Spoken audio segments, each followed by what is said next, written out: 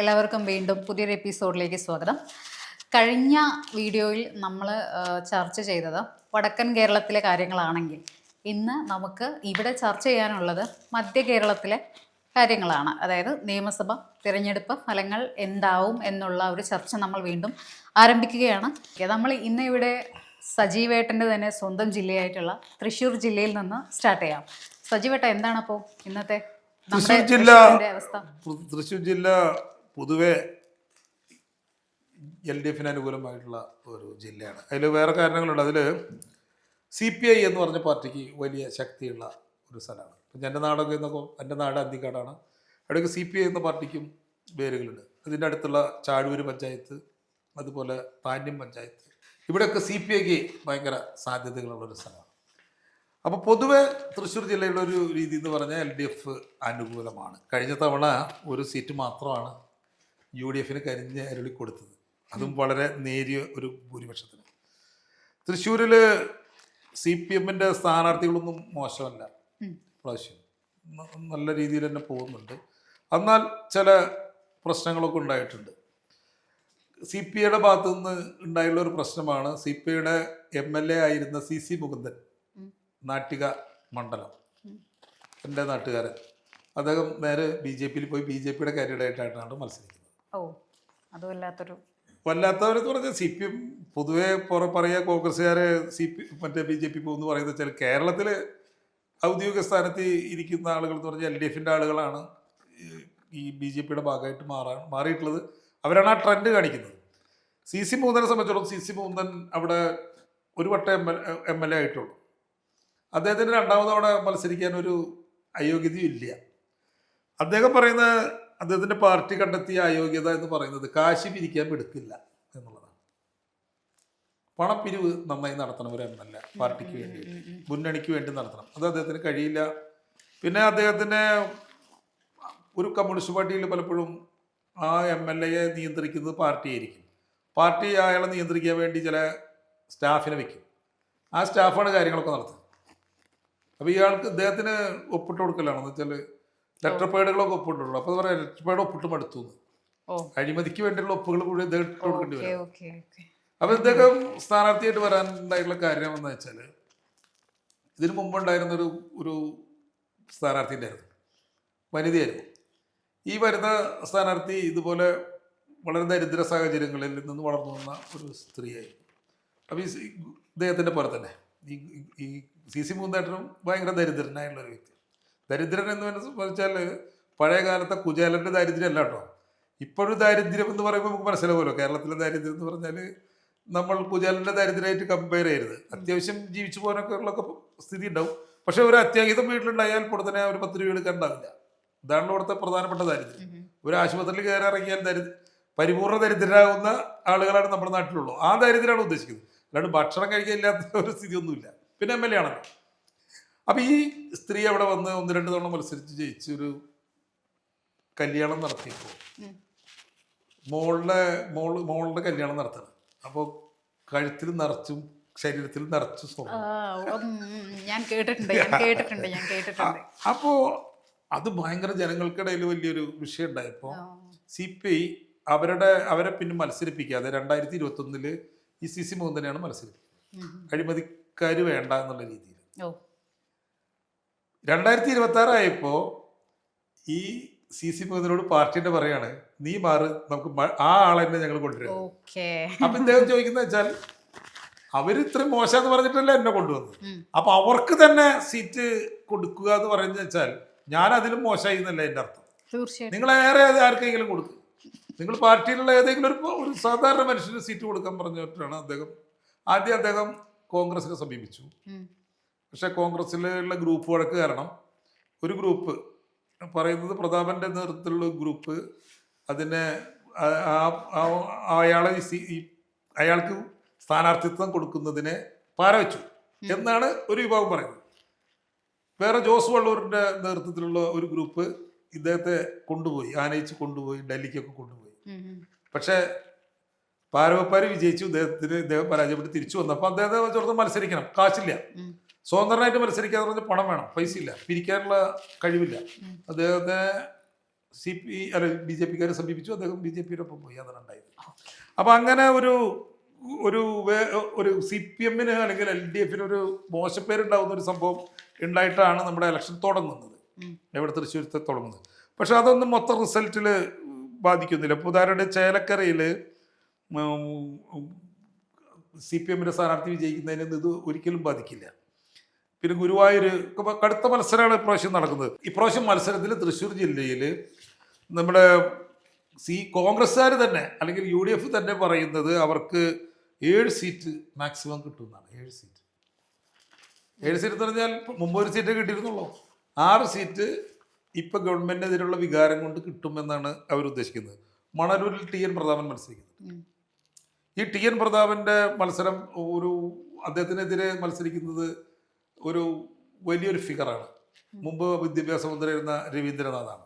പക്ഷെ രവീന്ദ്രനാഥിനെ TN പ്രതാപൻ മലർത്തി അടിക്കുമെന്ന് തന്നെയാണ് ആ ഭാഗത്ത് നിന്ന് വരുന്നത് എനിക്ക് പറയാനുള്ളത്. അതേപോലെ വടക്കാഞ്ചേരിയിൽ വൈശാഖ് നാരായണൻ എന്ന് പറഞ്ഞൊരു ചെറുപ്പക്കാരൻ നിൽക്കുന്നുണ്ട്. അദ്ദേഹം സേവ്യർ ചിറ്റിലപ്പിള്ളിയെ തോൽപ്പിക്കുമെന്നുള്ളതാണ് കോൺഗ്രസ്സുകാരുടെ പ്രതീക്ഷ. അതുപോലെ അവർ പ്രതീക്ഷിക്കുന്ന വേറൊരു സീറ്റാണ് തൃശ്ശൂർ ജില്ലയിലെ തൃശ്ശൂർ സീറ്റ്. രാജൻ പല്ലൻ എന്ന് പറയുന്നത് കോൺഗ്രസ്സുകാരാണ് നിൽക്കുന്നത്. അവിടെ നടക്കുന്നത് ത്രികോണ മത്സരമാണ്. അതായത് പത്മജ വേണുഗോപാൽ അവർ കരുണാകരൻ്റെ മക്കളാണെന്ന് അറിയാലോ.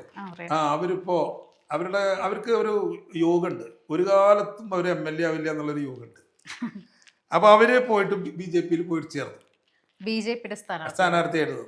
എന്താ ഇവിടെ സ്ഥിതി എന്ന് വെച്ചാൽ ഇപ്പോൾ കോൺഗ്രസിന്റെ സ്ഥാനാർത്ഥി ആരായാലും ജയിക്കുമെന്നുള്ളൊരു സിറ്റുവേഷനുള്ള സമയമാണ് ഇപ്പോൾ. ശരിക്കും പത്മജ പാർട്ടിയിൽ നിന്ന് പോയില്ലായിരുന്നെങ്കിൽ പത്മജ ഇതും അവിടുത്തെ ഇവര് തോൽക്കണ നേരത്തെ നേരാക്കട്ട് പോയി. വിജയസാധ്യത മുന്നിലുണ്ടായിട്ട് പോലും മുന്നിലല്ല, ചില ആളുകള് തെറ്റായ തീരുമാനങ്ങൾ മാത്രമേ എടുക്കുന്നുള്ളൊരു വാശിയാണ്. ഇവരുടെ ഒരു പ്രത്യേകത നമ്മൾ തോൽവി എന്താ പറയാ പിടിച്ചു വാങ്ങുന്നത്. ഇവർക്ക് ജയിക്കാവുന്ന ഒരു സീറ്റാണ് ശരിക്കും. പത്മജ വേണുഗോപാൽ ഇവര് ഇപ്പൊ കഴിഞ്ഞ ഇലക്ഷനിൽ തന്നെ ഇവരൊരു പ്രമുഖ വ്യക്തിയായിട്ട് അറിയപ്പെട്ടു തുടങ്ങിയിട്ടുള്ള ഒരാളായിരുന്നു. അവർക്ക് ഇതിൽ സാധ്യത ഉണ്ടായിട്ട് പോലും പാർട്ടി മാറിപ്പോയതിൽ ചെയ്തത് അത്ഭുതമാണ് തോന്നുന്നത്. വെച്ചാല് ആരും ചെയ്യാത്തൊരു കാര്യമാണ്. തീർച്ചയായിട്ടും ഇവര് ടൈറ്റ് ഫൈറ്റ് ആയിട്ടുള്ള പണ്ടൊരിക്കൽ ഇവർക്ക് പാർട്ടി ഒരുപാട് ചാൻസ് കൊടുത്താണ്. ഇവരൊരിക്കൽ ഒരു മത്സരം നടക്കുമ്പോൾ ഇവരുടെ ആദ്യത്തെ മത്സരമാണെന്നാണ് എനിക്ക് ഓർമ്മ. ഇവര് ടൈറ്റ് മത്സരമാണ്. ആ സമയത്ത് ഒരാൾ ചോദിച്ചു, ഒരു പത്രലേഖനോ ഒരു ചെറുപ്പക്കാരൻ ഒരു രാഷ്ട്രീയം ചെയ്യുന്ന ഒരാൾ ചോദിച്ചു, രാജൻ കേസിനെ പറ്റി ചോദിച്ചു. അവളുടെ അച്ഛൻ ഭരിക്കുന്ന കാലത്ത് ഒരു എഞ്ചിനീയർ വിദ്യാർത്ഥിയെ പോലീസ് പിടിച്ചുകൊണ്ട് പോവുകയും അവൻ്റെ ഡെഡ് ബോഡി പോലും പിന്നീട് കാണാനുണ്ടായിട്ടില്ല. അതിൻ്റെ പേരിൽ പത്മജയുടെ അച്ഛൻ കരുണാകരൻ രാജിവെക്കേണ്ടി വന്നിട്ടുണ്ട്. ഈ വിഷയത്തെ പറ്റിയിട്ട് ചോദിക്കണ്ടായി. അപ്പോൾ നിങ്ങൾ മത്സരിക്കുന്ന ഈ സ്ഥലത്ത് രാജൻ്റെ ഓർമ്മകൾ ഉണ്ട്, അത് നിങ്ങൾക്ക് പ്രതികൂലമായിട്ട് ബാധിക്കില്ല എന്ന് ചോദിച്ചപ്പോൾ അതിന് അവൻ്റെ കയ്യിലിരിപ്പും വലിയ ശരിയായിരുന്നില്ലല്ലോ എന്നുള്ളൊരു വാചകം വായായിരുന്നു. അതോടെ തോറ്റു. അതുപോലെയൊക്കെ ഉള്ള ഒരു സ്ത്രീയാണ് ഇവര് റോങ് ഡിസിഷൻസ് എടുക്കുന്നു. പിന്നെ ഇരിഞ്ഞാലക്കുട കോൺഗ്രസ് പ്രതീക്ഷിക്കുന്ന സീറ്റാണ്. അത് അവിടെ ബിന്ദു ടീച്ചറാണ് മത്സരിക്കുന്നത്. ബിന്ദു ടീച്ചർ എന്ന് പറയുന്നത് നമ്മുടെ മന്ത്രിയാണ്, ഉന്നത വിദ്യാഭ്യാസ മന്ത്രിയാണ്.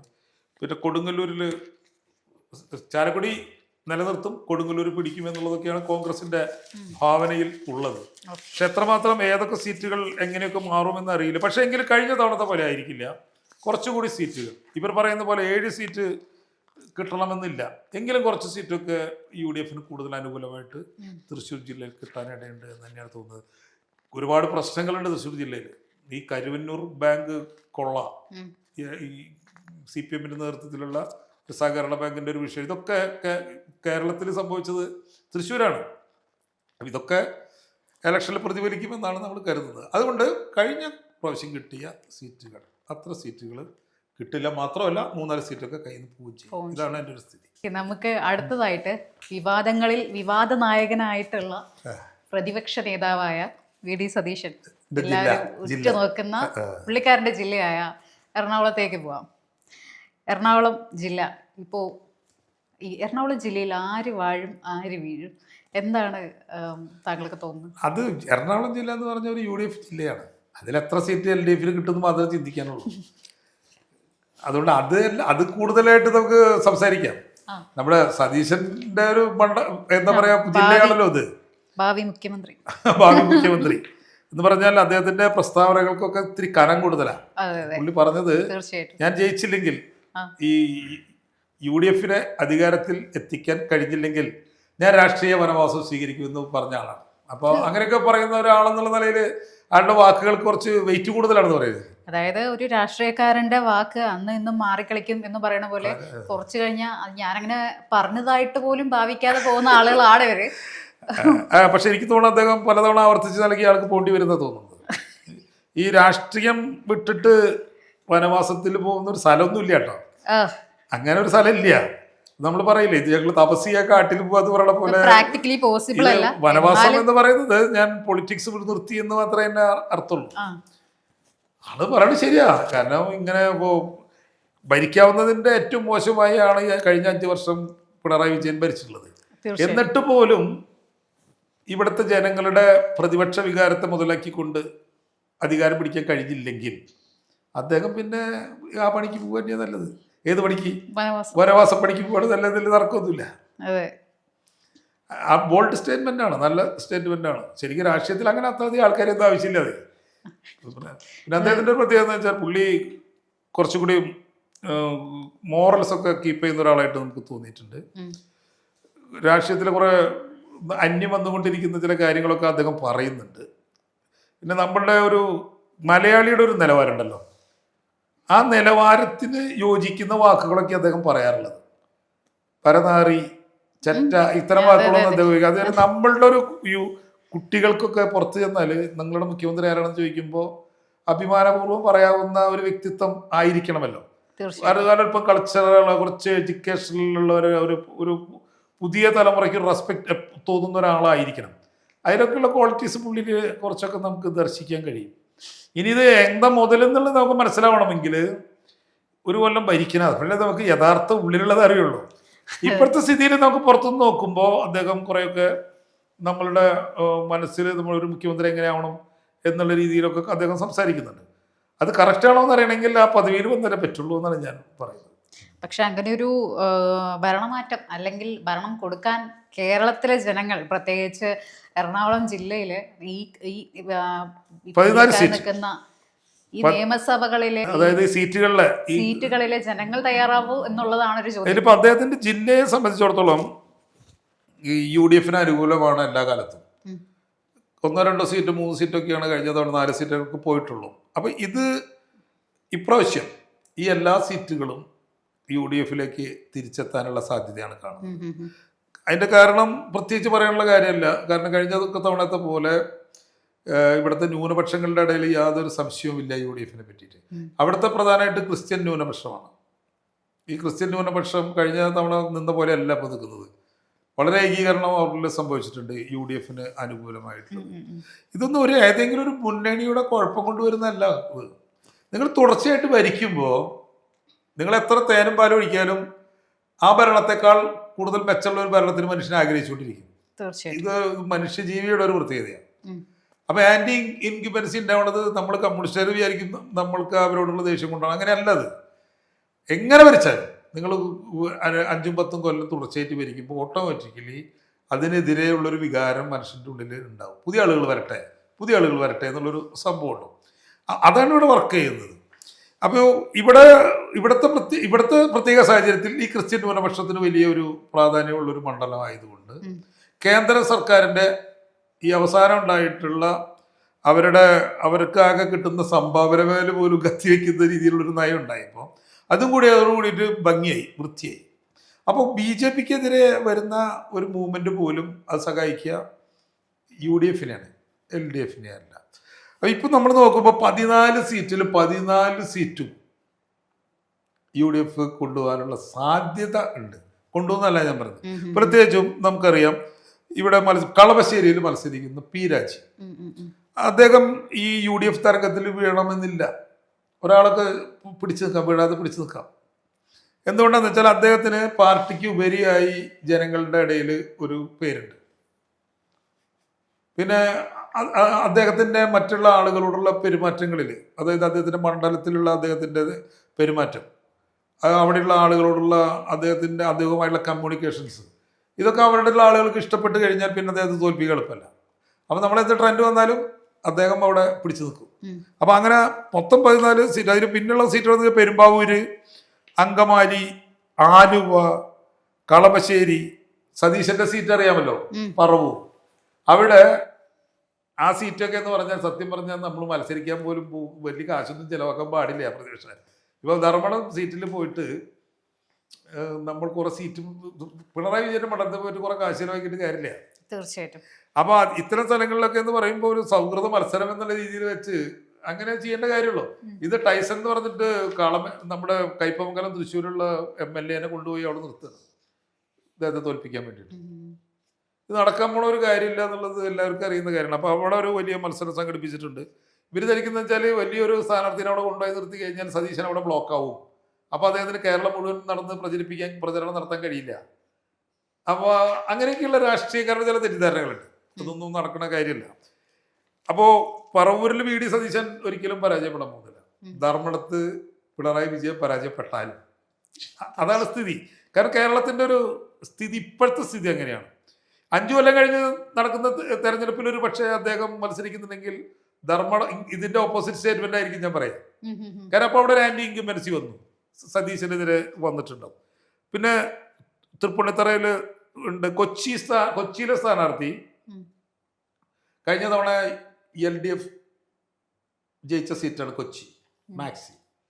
ഇപ്രാവശ്യം അത് ഉറപ്പായിട്ടും UDF-ലേക്ക് എത്തും എന്നുള്ളതാണ് നമുക്ക് കിട്ടുന്ന റിപ്പോർട്ടുകൾ. അവനെ അടിച്ച് ഉടച്ച് എന്താ പറയുക, പരിപ്പെടുക്കുന്നോ എന്തൊക്കെയുള്ളൊരു വാചകം ഈ ഇദ്ദേഹം പറയുന്നത് കേട്ടു എതിർ സ്ഥാനാർത്ഥി. എന്നാലും ഒരു വോയിസ് വന്നിട്ടുണ്ടായിരുന്നു. സോഷ്യൽ മീഡിയയുടെ വരവോട് കൂടിയിട്ട് ഇത്തരമുള്ള ആളുകൾക്ക് ശരിക്കും അതൊരു പണിയായി പോയി. ഇലക്ഷൻ കഴിഞ്ഞ ശേഷമാണ് പുറത്തു വന്നത്. ഈ മുഹമ്മദ് ഷിയാസ് എന്ന് പറയുന്ന വ്യക്തി തന്റെ എതിർ സ്ഥാനാർത്ഥി LDF സ്ഥാനാർത്ഥിയെ പറ്റി പറയുന്നതാണ്. അയാളെ തൂച്ചിച്ച് കളയുന്നൊക്കെ നമ്മൾ പറയില്ലേ, അത് പുറത്തേക്ക് വന്നു. പക്ഷെ അത് ഇലക്ഷൻ ശേഷം ആയതുകൊണ്ട് പിന്നെ പ്രശ്നമില്ല. പിന്നെ എറണാകുളം സീറ്റ് തൃക്കാക്കരയിൽ ഉമ്മ തോമസ് PT തോമസിന്റെ ഭാര്യയാണ്. പിന്നെ ഇവിടെ ഒരു സ്ഥാനാർത്ഥി എന്ന് പറയുന്നത് നമ്മുടെ അജേഷിന്റെ നാട്ടിലെ സീറ്റാണ്. അതാണ് ഈ ശ്രീനിജന്റെ സീറ്റ്. അത് ഇവിടെ ഒരു കക്ഷി 2020 എന്ന് പറഞ്ഞൊരു കക്ഷി ഇവിടെ ഈ പഞ്ചായത്തിൽ, അതായത് നമ്മൾ ഇപ്പോൾ ഷൂട്ട് ചെയ്യുന്ന പഞ്ചായത്ത് കിഴക്കമ്പലം പഞ്ചായത്താണ്. ഈ കിഴക്കമ്പലം പഞ്ചായത്ത് ഭരിക്കുന്നത് 2020 പാർട്ടിയായിരുന്നു. അതിന്റെ സമീപ പ്രദേശത്തുള്ള പഞ്ചായത്തുകളിലും അവർക്ക് നല്ല ഭൂരിപക്ഷമുണ്ട്. ഇവിടുത്തെ ഈ നിയോജക മണ്ഡലത്തിൽ തന്നെ കഴിഞ്ഞ തവണ കുറച്ച് വോട്ടിനാണ് അവർ തോറ്റത് ആ പാർട്ടി. പക്ഷെ ആ പാർട്ടി നിർഭാഗ്യവശാൽ പത്മജയുടെ തീരുമാനം എടുത്തു. പത്മജയ്ക്ക് പഠിച്ചു, നേരെ BJP പോയി. അപ്പൊ അവരെന്തായത് വെച്ചാൽ ഇപ്പോഴത്തെ സ്ഥിതിയിൽ അവർക്ക് കിട്ടിയിരുന്ന സെക്കുലർ വോട്ടുകളൊക്കെ ഇല്ലാതായി. ഇപ്പോൾ അവർ 2ാം സ്ഥാനത്ത് പോലും ഇല്ലാത്തൊരു സ്ഥിതിയാണ് നമ്മൾ ഈ മണ്ഡലത്തിൽ കാണുന്നത്. അതുകൊണ്ട് തന്നെ അവിടെ കോൺഗ്രസ് തന്നെ തിരിച്ചു വരാനുള്ള സാധ്യതയാണ് കാണുന്നത്.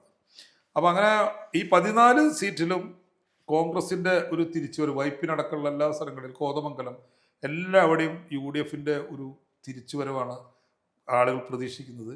എന്നാൽ നമുക്ക് പറയുന്ന പോലെ രാജീവിനെ പോലുള്ള ജനപ്രിയരായുള്ള MLA-മാരുണ്ടല്ലോ, അവർ ഈ തരംഗത്തെ UDF തരംഗത്തെ അതിജീവിക്കുക തന്നെ ചെയ്യുമെന്നാണ് എനിക്ക് തോന്നുന്നത്. അടുത്തായി നമ്മൾ കിടക്കാൻ പോകുന്നത് ഇടുക്കി ജില്ലയിലേക്കാണ്. അപ്പോൾ സജീവേട്ടൻ എന്താണ് ഒരു ഇടുക്കിയുടെ ഇടുക്കി എപ്പോഴും പോകാൻ ആഗ്രഹമുള്ള ഒരു സ്ഥലമാണല്ലോ. നമ്മളിപ്പോ പ്രത്യേകിച്ച് തെങ്ങും മാവും കണ്ട് ജീവിച്ച് കൊണ്ടിരിക്കുന്ന ഒരാളുകൾക്ക്, നമ്മളിപ്പോഴുള്ള ആളുകൾക്കൊന്നും, നിങ്ങൾക്കൊരു പക്ഷേ പശ്ചിമഘട്ടത്തിന്റെ ഒരു വിദൂര കാഴ്ച കിട്ടും നെന്മാറയായതുകൊണ്ട്. ഞങ്ങൾക്കൊന്നും അതുമില്ലല്ലോ. അപ്പൊ ഞങ്ങൾക്ക് പൊതുവെ ഹിൽ സൈഡിനോട് ഭയങ്കര താല്പര്യം കൂടും ഞങ്ങളെപ്പോലുള്ള ആളുകൾക്ക്. അപ്പൊ ഞങ്ങൾ ഇടയ്ക്കെന്ന് പറഞ്ഞ കൊല്ലത്തിൽ ഒരു വട്ടമെങ്കിലും മൂന്നാർ പോകുന്ന ആളുകൾ പെടുത്ത ഒരാളാണ് ഞാൻ. പ്രത്യേകിച്ച് ഈ സമയങ്ങളിലാകുമ്പോൾ കുറച്ച് തണുപ്പും കാര്യങ്ങളൊക്കെ ഉണ്ടാവും. പക്ഷെ എന്താ അവിടുത്തെ പ്രശ്നം എന്ന് പറഞ്ഞാൽ, ഞാൻ ഈ പറഞ്ഞ പോലെ ടോയ്ലറ്റിന്റെ പ്രശ്നങ്ങളുണ്ട്. അതായത് വാഷ്റൂം കിട്ടാൻ പ്രയാസമാണ്. ഹോട്ടൽ ഇഷ്ടംപോലെ താമസിക്കാനുള്ള സ്ഥലങ്ങളുണ്ട്. പക്ഷെ അവിടേക്ക് വീക്കെൻഡിലാണ് ആളുകൾക്ക് പോകാൻ പറ്റുക. പക്ഷെ വീക്കെൻഡിലേക്ക് പോകുമ്പോൾ ഭയങ്കര ട്രാഫിക് ബ്ലോക്ക് ഭയങ്കര പ്രധാനം. അത് വലിയൊരു സംഭവം തന്നെയാണ്, നമ്മൾ അനുഭവിക്കുന്ന കാര്യങ്ങൾ തന്നെയാണ്. പിന്നെ നിങ്ങൾ പറഞ്ഞ പോലെ കുറേ ഷോപ്പിംഗ് സൗകര്യങ്ങൾ കുറവാണ് അവിടെ. അത് ഭയങ്കര പക്ഷെ കുറവാണ്. അവിടെ ഇതിപ്പോ അവർക്ക് ഒരുപാട് കാര്യങ്ങൾ സെയിൽ ചെയ്യാനുണ്ട്. ആ നാച്ചുറലി അവിടെ കിട്ടുന്ന സോഴ്സസ് ആണെങ്കിലും അല്ല ഈ സ്പൈസസ് ആണെങ്കിലും ഇതെല്ലാം സെയിൽ ചെയ്യാനുണ്ട്. പറ്റും. പക്ഷെ അവർക്ക് അതിനൊരു പ്ലാറ്റ്ഫോം ഗവൺമെന്റ് കൊടുക്കുന്നില്ല.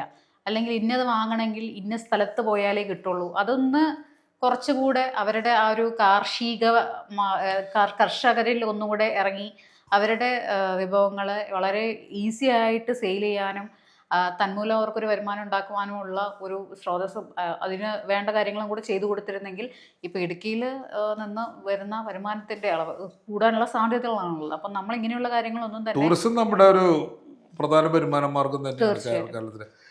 അതിപ്പോൾ ഗവൺമെന്റുകൾ ഇപ്പം ഉണ്ടായിരുന്ന ഗവൺമെന്റുകളായാലും ശ്രദ്ധിച്ചിട്ടുണ്ടെന്ന് തന്നെ എനിക്ക് തോന്നുന്നു. പിന്നെ നമുക്കിവിടെയുള്ള ഒരു പ്രശ്നം എന്ന് പറയുന്നത് ഇതൊരു എന്താ പറയുക വളരെ കെയർഫുള്ളായിട്ട് ഇടപെടേണ്ട ഒരു മേഖലയായതുകൊണ്ട് വനമുണ്ട്, അതുപോലെ പർവ്വത പ്രദേശമാണ്. അപ്പോൾ അവിടെ നമ്മൾ അതിൻ്റെ വികസനങ്ങൾക്കൊക്കെ വലിയ പ്രശ്നങ്ങളുണ്ടായില്ല. ഇതാണ് ശരിക്കും ഗവൺമെൻറ്റുകളെ അഭിമുഖീകരിക്കുന്ന പ്രശ്നങ്ങൾ. ഇതിനെ സമഗ്രമായിട്ട് പഠിച്ചുകൊണ്ട് പുതിയത് വരുന്ന ഗവൺമെൻറ്റുകളായാലും അവർ മാക്സിമം ചെയ്യാൻ ശ്രമിക്കുമെന്ന് തന്നെ ഞാൻ കരുതുന്നത്.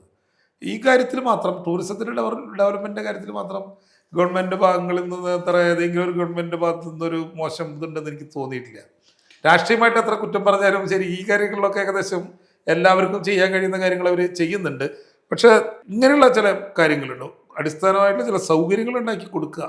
അതായത് ഗവൺമെന്റ് ചെയ്യുന്നുണ്ട്, പക്ഷേ എങ്കിൽ പോലും ഇന്ന് അവിടെയുള്ള യുവതലമുറയ്ക്ക് ഒരു തൊഴിൽ ഇല്ലായ്മ ഉണ്ട്.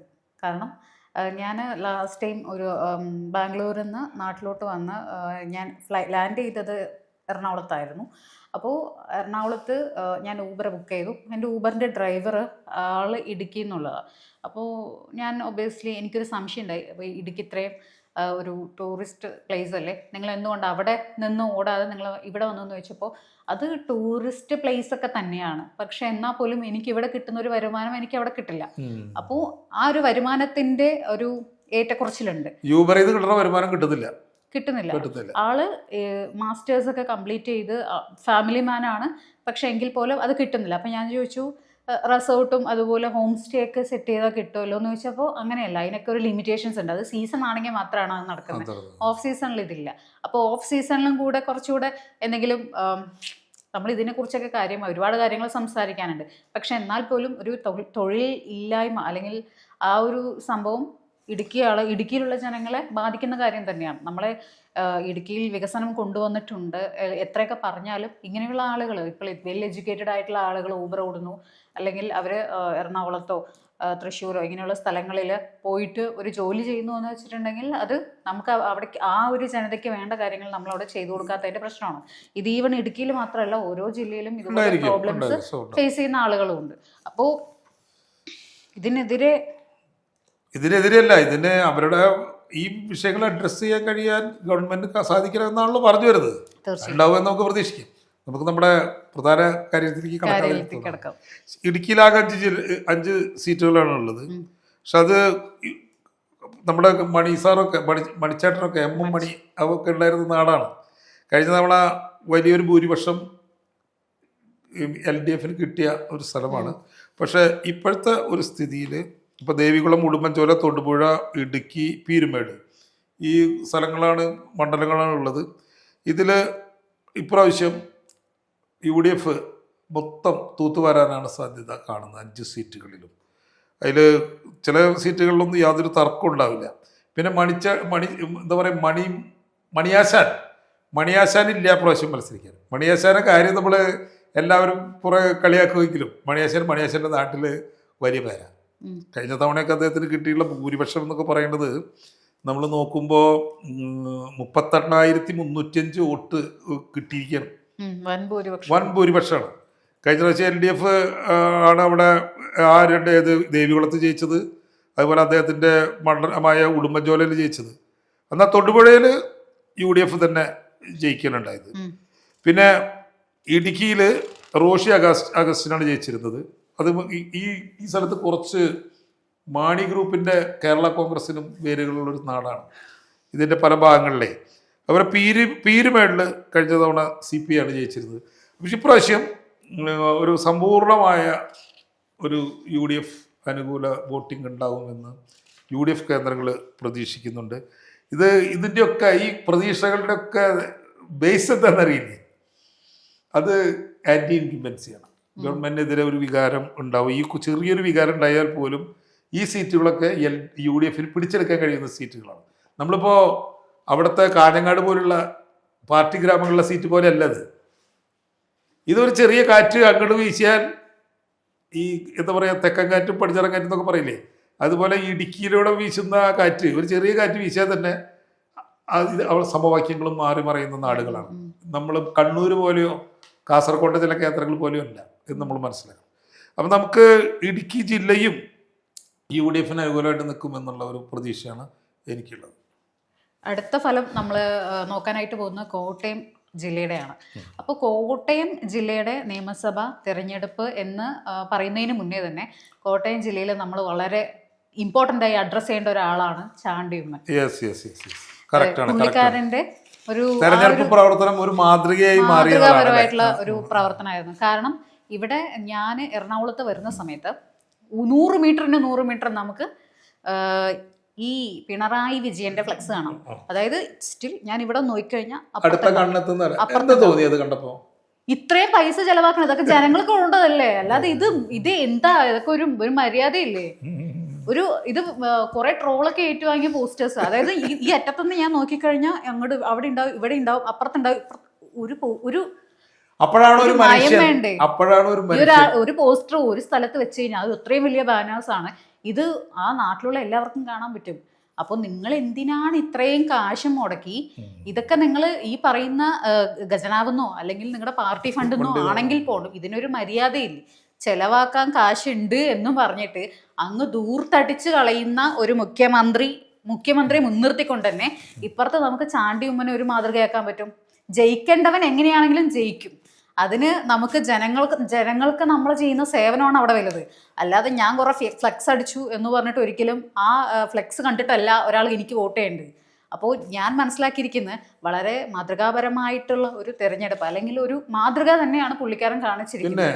അത് ഇങ്ങനെ ഒരു മുഖ്യമന്ത്രിനെ മുൻനിർത്തിക്കൊണ്ട് ഇവരെ മാതൃകയാക്കുകയും വേണം. ഇത് നമ്മൾ വളരെ മാന്യമായിട്ട്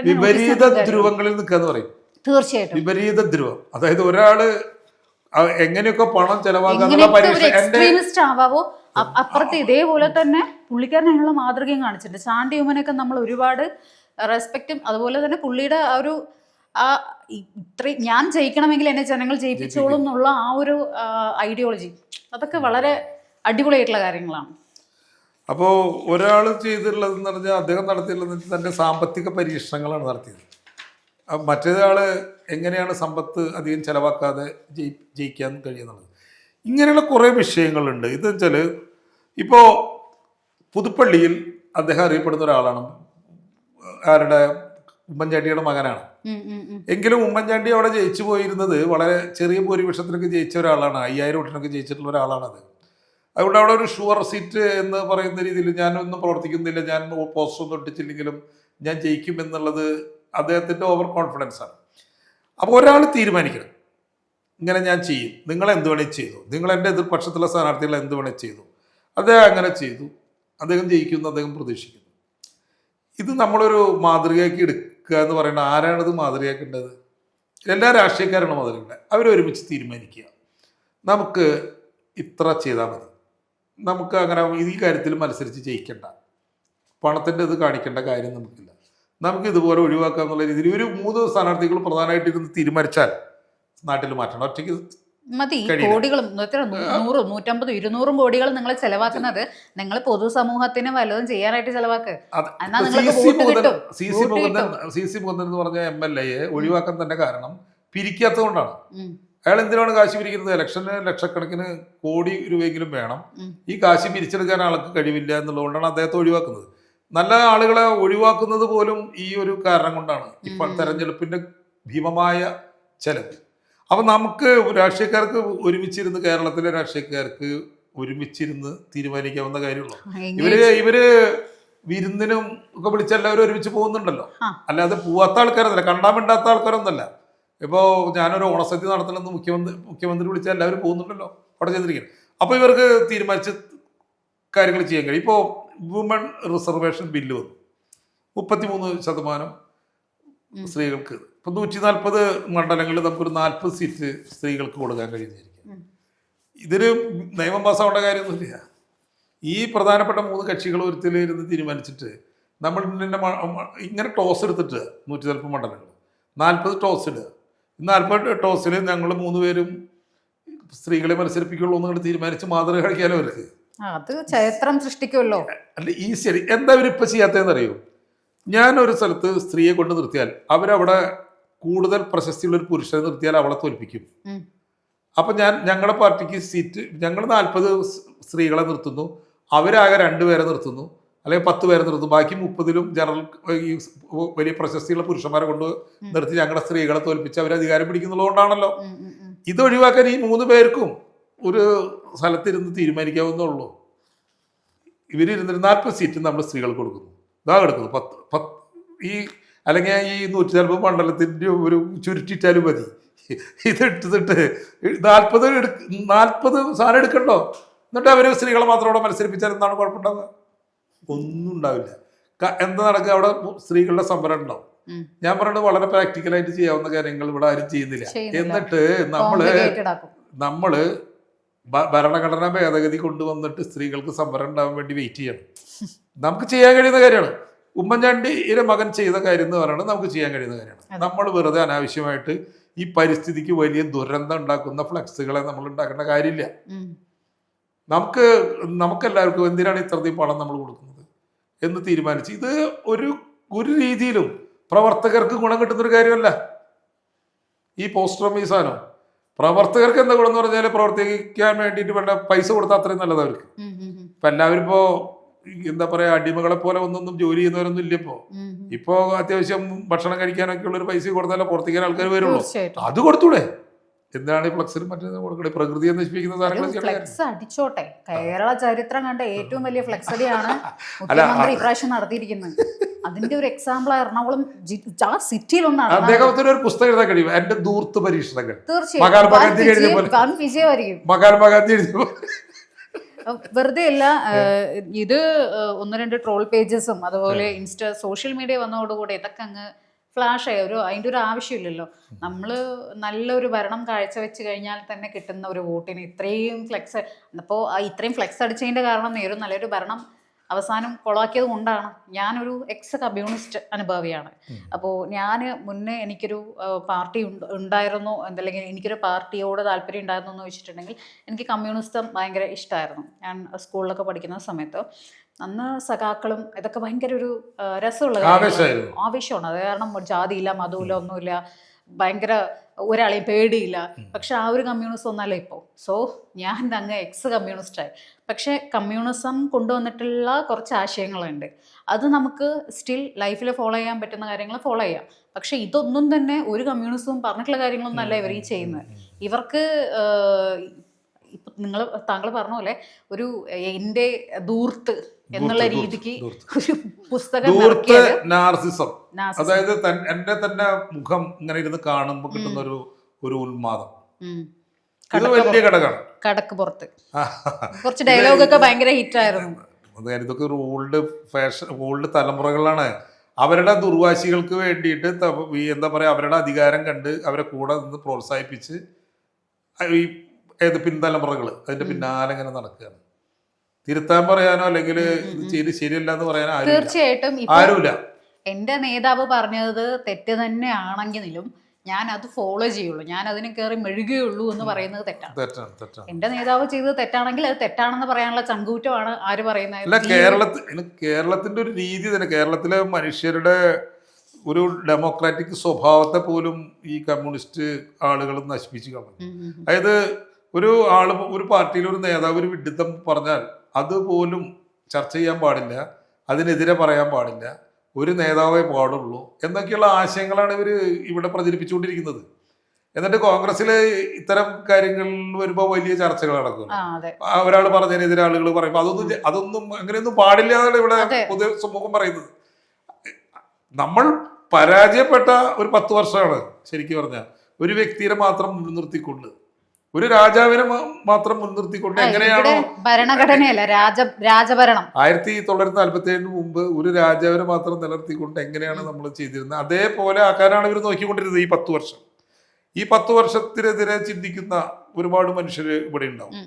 അത് കമ്മ്യൂണിസത്തിനെതിരെയുള്ള ഓട്ടമൊന്നല്ല, ഇവരുടെ ആശയങ്ങൾക്ക് ഇപ്പൊ കണ്ട ചില ഏകാധിപത്യ പ്രവണതകൾക്കെതിരെയുള്ള ഓട്ടായിരിക്കാനാണ് സാധ്യത. ഇനി നമ്മൾ എടുത്തത് കോട്ടയം ജില്ലയാണല്ലോ. കോട്ടയത്തിൽ നമ്മൾ ആദ്യം തന്നെ പറഞ്ഞത് പുതുപ്പള്ളിയിലെ അദ്ദേഹത്തിന്റെ വിജയം, അത് ഏറ്റവും കൂടുതൽ ഭൂരിപക്ഷത്തിൽ അദ്ദേഹം വിജയിക്കുകയാണെങ്കിൽ ഈ രാഷ്ട്രീയ പാർട്ടികൾ ഒരുമിച്ച് ഇരുന്ന് ഏതെങ്കിലും നല്ലൊരു 5 സ്റ്റാർ ഹോട്ടലിൽ എല്ലാവരും കൂടി ഇരുന്ന് ഒരു വിരുന്ന് ആരെങ്കിലും സംഘടിപ്പിച്ച് അവിടെ ഇരുന്ന് അവർ ഒരുമിച്ചിരുന്ന് സംസാരിച്ച് അടുത്ത ഇലക്ഷനിൽ അവരുടെ ചെലവുകൾ, ഇത്തരം പരസ്യ ചെലവുകൾ കുറയ്ക്കാനുള്ള ഒരു തീരുമാനത്തിൽ എത്തട്ടെ എന്ന് നമുക്ക് ആഗ്രഹിച്ച് പോവും. ഇങ്ങനെ അതിനുള്ള ഭൂരിപക്ഷം അദ്ദേഹത്തിന് കിട്ടണം. അപ്പൊ അതൊരു മോഡലായിട്ട് നമുക്ക് വരാൻ പറ്റും. പിന്നെ അതുപോലെ കോട്ടയത്ത് തിരുവഞ്ചൂർ രാധാകൃഷ്ണൻ എന്ന് പറയാനുള്ള ഒരു നല്ലൊരു മനുഷ്യൻ മത്സരിക്കുന്നുണ്ട്. അദ്ദേഹത്തിന് അവിടെ എതിരാളികൾ ഉണ്ടെന്നൊന്നും പറയാൻ പറ്റില്ല. Advocate K അനിൽകുമാറാണ്.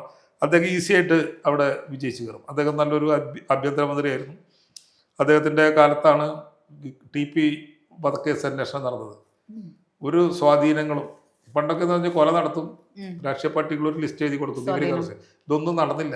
എല്ലാവരും കൃത്യമായി അറസ്റ്റ് ചെയ്ത് കൊണ്ടുവന്ന് മാതൃകാപരമായിട്ടുള്ളൊരു പ്രവർത്തനം നടത്തിയ ഒരു വ്യക്തിയായിരുന്നു അദ്ദേഹം. അതുപോലെ പിന്നെ മാണി സി കാപ്പൻ്റെ അവിടെയാണ് പിന്നെ ഒരു വലിയൊരു മത്സരം നടക്കുന്നത്. പാല, അവിടെ സാധാരണ അവിടുത്തെ ഒരു പാലയിലറിയാലോ കെ.മാണിയുടെ ഒരു മണ്ഡലമാണ്. പക്ഷെ അത് മകനിപ്പോൾ കിട്ടാറില്ല, ജോസ് കെ മാണിക്ക് കിട്ടാറില്ല. ഇപ്രാവശ്യം അദ്ദേഹത്തിന് കിട്ടില്ല. അത് വീണ്ടും പാലയിലെ മാണി സി കാപ്പൻ തന്നെ അത് നിലനിർത്തുമെന്നാണ് തോന്നുന്നത്. PC ജോർജിന്റെ മകനൊക്കെ ഇവിടെ മത്സരിക്കുന്നുണ്ട്. പക്ഷെ അയാൾ ഇപ്പൊ തോൽവി സംഭവിച്ചത് ലക്ഷണമാണ്. അദ്ദേഹം പള്ളിക്കാരെയൊക്കെ കുറ്റം പറയുന്നത് കേട്ടു. അതിന്റെ അർത്ഥം പള്ളിക്കാരൊന്നും അനുഗ്രഹിച്ചിട്ടില്ല എന്നുള്ളതാണ്. പിന്നെ കടത്തിരുത്തിയില് മോൻസ് ജോസഫ് മത്സരിക്കുന്നുണ്ട്.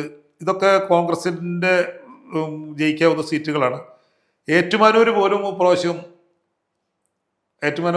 LDF ജയിക്കുന്ന സീറ്റാണ്. അവിടെ പോലും കോട്ടയത്ത് അത് ജയിക്കുമെന്നാണ് ആളുകൾ കണക്ക് കൂട്ടുന്നത്. അതുപോലെ ചങ്ങനാശ്ശേരി കോൺഗ്രസ് തിരിച്ചു പിടിക്കും. പൂഞ്ഞാറിൽ നമ്മുടെ PC ജോർജ് ആരെ പോലെ ഇരിക്കുന്നു ചോദിച്ചാൽ വെള്ളാപ്പള്ളി നടേശൻ. ഈ നമ്മൾ ഈ വെള്ളാപ്പള്ളി നടേശന്റെ ഒപ്പം കോൺട്രിബ്യൂട്ട് ചെയ്ത ഒരാളാണ് ഈ PC ജോർജ്. PC ജോർജും മുസ്ലിങ്ങൾക്കെതിരെ അനാവശ്യമായ തരത്തിൽ, ആവശ്യമായുള്ള വിമർശനമല്ല, ഞാനൊക്കെ മുസ്ലിങ്ങൾക്കെതിരെ വിമർശിക്കുന്ന ആൾ തന്നെയാണ്. അത് നമ്മൾ നിരീശ്വരവാദി ആയതുകൊണ്ട് വിമർശിക്കുന്നത്. ഇതല്ല, ഇത് കാലത്തേറ്റ തോന്നുന്ന ഒരു 2 ഡയലോഗ് അവർക്കെതിരെ പറയാം. അതായത് അവരെ ഹർട്ട് ചെയ്യുന്ന രീതിയിൽ അനാവശ്യമായിട്ടൊരു ഒരു ദേശത്തെ ഒരു കമ്മ്യൂണിറ്റിയെ കുറ്റപ്പെടുത്തുക, അവരെ നശിപ്പിക്കുക, അങ്ങനെ പറയുക. അപ്പോൾ അത് കേട്ട് ഇവിടുത്തെ പുരോഗമന സമൂഹം ഉണ്ടാതിരിക്കുക എന്നൊക്കെ വരുമ്പോൾ പൊതുവെ ആ സൊസൈറ്റിയിൽ ഉണ്ടാകുന്ന, ആ സമുദായത്തിലുണ്ടാകുന്ന ഒരു ഏകീകരണം, ആ ഏകീകരണം ഉണ്ടാക്കാൻ വളരെയധികം കോൺട്രിബ്യൂട്ട് ചെയ്തുള്ള ഒരാളാണ്. ഇപ്രാവശ്യം തകർന്നടിയും എന്നുള്ളതാണ് നമുക്ക് മനസ്സിലാക്കാൻ കഴിയുന്നത്. ഇതാണ് അവിടുത്തെ ഒരു ചിത്രം കോട്ടയത്തിൻ്റെ. പക്ഷേ കോട്ടയത്ത് ഇളക്കാൻ കഴിയാവുന്ന ചില മണ്ഡലങ്ങളുണ്ട്. വൈക്കം ഇപ്രാവശ്യം വളരെ പ്രശസ്തി കിട്ടിയതിന് നമ്മുടെ സോഷ്യൽ മീഡിയയിലൊക്കെ. എന്തുകൊണ്ടാണെന്ന് വെച്ചാൽ വൈക്കം സീറ്റിൽ സണ്ണി കവികാടിനെ മത്സരിപ്പിക്കും എന്ന് കോൺഗ്രസിൻ്റെ ചില നേതാക്കൾ ഉറപ്പ് കൊടുത്തു. പക്ഷെ കുറച്ച് കഴിഞ്ഞപ്പോൾ ആ സീറ്റ് അദ്ദേഹത്തിന് ഉണ്ടാവില്ല എന്ന് മനസ്സിലായി. അപ്പോൾ സണ്ണി വളരെ പ്രോഗ്രസീവായിട്ട് ചിന്തിക്കുന്ന ഒരാളാണ് എന്നുള്ളതാണ് ലോകം കരുതുന്നത്. അപ്പോൾ പുള്ളിക്ക് അവിടെ ഒരു സീറ്റ് കിട്ടും എന്നുള്ളൊരു പ്രതീക്ഷ ഉണ്ടായിരുന്നു. അദ്ദേഹത്തിന് മത്സരിക്കാൻ വിരോധം ഉണ്ടായിരുന്നില്ല. പക്ഷെ അവസാന റൗണ്ടിലെത്തിയപ്പോൾ സീറ്റില്ല. മത്സരിച്ചിട്ട് ജയിക്കാൻ കഴിയുന്ന ഒരു സീറ്റൊന്നല്ല അത്. എന്തുകൊണ്ടാണെന്ന് വെച്ചാൽ അത് ഒരു CPIയുടെ ഒരു സീറ്റാണ്. CK ആശ 2 തവണയും 24,000 29,000 ഭൂരിപക്ഷമായിട്ട് ഉള്ളൊരു സ്ഥലമാണ്. അവിടെ പോയിട്ട് മത്സരിച്ചിട്ട് കാര്യമില്ല. പക്ഷെ മത്സരിച്ചാൽ അതൊരു എന്താ പറയുക, ഒരു അംബേദ്കറായിട്ടായിട്ടുള്ളൊരു മനുഷ്യൻ, ദളിതരുടെ ഇടയിൽ നിന്ന് വളരെ ഈ ദളിതരുടെ അവകാശങ്ങൾക്ക് വേണ്ടി ആക്ടിവിസ്റ്റ് ആയിട്ടുള്ളൊരു മനുഷ്യൻ, അദ്ദേഹത്തെ കോൺഗ്രസ് സ്ഥാനാർത്ഥിയായിട്ട് നിർത്തുക എന്ന് പറയുന്നതിൽ ഒരു വലിയ ഒരു രാഷ്ട്രീയം ഉണ്ടായിരുന്നു. പക്ഷെ അത് നടന്നില്ല. അതാണ് ആ ഒരു സീറ്റിൻ്റെ പ്രത്യേകത. അതുപോലെ മറ്റ് സീറ്റുകൾ എന്ന് പറയാനുള്ളത് കടത്തുരുത്തി മറ്റൊക്കെ നമ്മൾ പറഞ്ഞു കഴിഞ്ഞു. പിന്നെ കാഞ്ഞിരപ്പള്ളി സീറ്റ്, ഈ കാഞ്ഞിരപ്പള്ളി സീറ്റ് ഇതുപോലെ CPMൻ്റെ അല്ലെങ്കിൽ LDFൻ്റെ ഒരു സീറ്റ് KCM മാണി ഗ്രൂപ്പിന്റെ ഒരു സീറ്റാണ്. പൂഞ്ഞാറാണ് നമ്മൾ പറഞ്ഞത് PC ജോർജിന്റെ സീറ്റ്. അപ്പൊ അങ്ങനെ നമ്മൾ നോക്കുമ്പോൾ ഇവിടെ കോൺഗ്രസിന് കോട്ടയം ജില്ലയിൽ അവർ പ്രതീക്ഷിക്കുന്നത് 7 സീറ്റാണ്. 7 സീറ്റ് അവർ പ്രതീക്ഷിക്കുന്നു. പക്ഷെ അത്രയൊക്കെ കിട്ടുമോ എന്ന് നമുക്ക് അറിയാൻ കഴിയില്ല. എല്ലാത്തിൻ്റെയും ബേസ് കിടക്കുന്നത് ആന്റി ഇൻക്യുംബൻസിയിൽ എന്നുള്ളതാണ്. ഈ ആന്റി ഇൻക്യുംബൻസി ഇല്ലാന്ന് വിചാരിക്കുക. അപ്പം നമ്മൾ ഈ പറയുന്നതിലൊന്നുമില്ല. നമ്മൾ കാലത്തേറ്റ കാണുന്നത് കേരളത്തിൻ്റെ ഏപ്രിൽ 9-ാം തീയതി നമ്മൾ കാലത്തേറ്റ കണ്ടത് കേരളത്തിൻ്റെ വടക്കേറ്റം മുതൽ തെക്കേറ്റം വരെയുള്ള ബൂത്തുകളിൽ അഭൂതപൂർവമായിട്ടുള്ള ഒരു തിരക്കായിരുന്നു വോട്ട് ചെയ്യാൻ. ഈ വോട്ട് ചെയ്യാൻ വന്നവർ 2 ടൈമിലെ പിണറായി വിജയൻ്റെ ഭരണം കണ്ട് സന്തോഷിച്ച് തൃപ്തിപ്പെട്ട് ഇനിയും അദ്ദേഹം വരണം എന്നുള്ളൊരു വാശിയിൽ ആദ്യം വന്ന് വോട്ട് ചെയ്തതാണോ, അതോ ഇയാളെ എങ്ങനെയെങ്കിലും ഇവിടുന്ന് ഓടിക്കണം, അതിനുവേണ്ടി എൻ്റെ വോട്ട് വേഗം പോയി ചെയ്യണം എന്ന് വെച്ച് വന്നതാണോ ഇതറിയില്ല. ഇതിനനുസരിച്ചിരിക്കും ഈ പറഞ്ഞ കാൽക്കുലേഷൻസ് ഒക്കെ. ഇവിടെയാണ് ഇതിൻ്റെ യഥാർത്ഥ പോയിന്റ് കിടക്കുന്നത്. മനസ്സിലായി കാണുന്നത്? മനസ്സിലായി.